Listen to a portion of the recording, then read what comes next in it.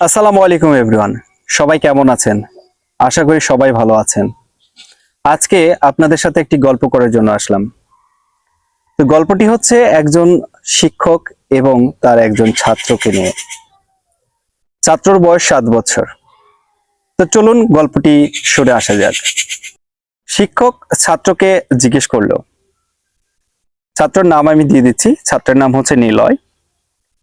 শিক্ষক নিলয়কে জিজ্ঞেস করলো, আচ্ছা নিলয়, বলো তো, আমি যদি তোমাকে একটি আপেল, আরেকটি আপেল এবং আরেকটি আপেল দিই, তাহলে একসাথে করলে মোট কয়টি আপেল হবে?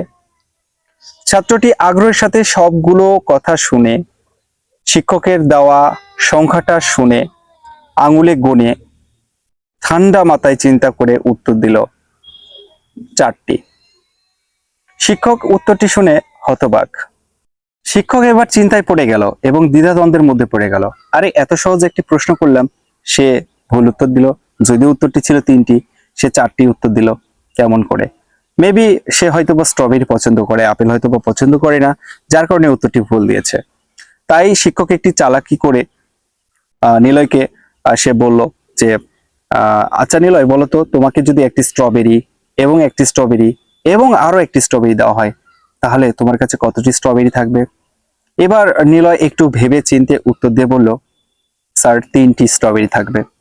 শিক্ষক এবার খুবই খুশি হয়ে গেল। হ্যাঁ, এবার তো সে ঠিক পেরেছে। তাহলে সে আবার চিন্তা করে বলল, তাহলে প্রথমবার সে মনে হয় উত্তরটা বলার আগে ভালোভাবে ভেবে বলেনি।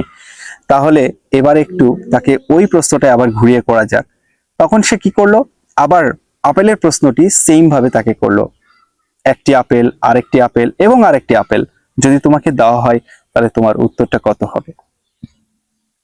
নিলয় সুন্দর করে ভেবে চিন্তে উত্তর বলল, 4টি। শিক্ষক তো এবার মহা বিপদে পড়ে গেল। চোখে মুখে টেনশন। স্ট্রবেরির বেলায় উত্তর আসছে 3টি, আপেলের বেলায় উত্তর আসছে 4টি। এর কারণ কি?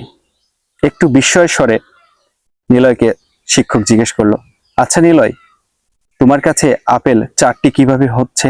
একটু আমাকে বুঝিয়ে বলো। নিলয় তখন বলল, স্যার, কেননা আমার ব্যাগে আগে থেকেই একটি আপেল ছিল। তো এই গল্পটি থেকে আমরা কি শিক্ষা অর্জন করলাম? এই গল্প থেকে আমরা এই শিক্ষাটাই অর্জন করলাম যে আপনি যে প্রশ্নের উত্তর এক্সপেক্ট করেন, সেই প্রশ্নের উত্তর আপনার মতো কাঙ্ক্ষিত যে উত্তর সেটা নাও হতে পারে। তাই প্রশ্ন করার সময় অবশ্যই ভেবে চিন্তে প্রশ্ন করতে হবে, আর উত্তর নেওয়ার সময় বুঝে শুনে উত্তর নিতে হবে। তো ভিডিওটা আজকে এই পর্যন্তই। ভালো লাগলে আমার সার্থকতা। দেখা হবে নেক্সট ভিডিওতে। সেই পর্যন্ত ভালো থাকুন, সুস্থ থাকুন। টাটা, আল্লাহ হাফেজ।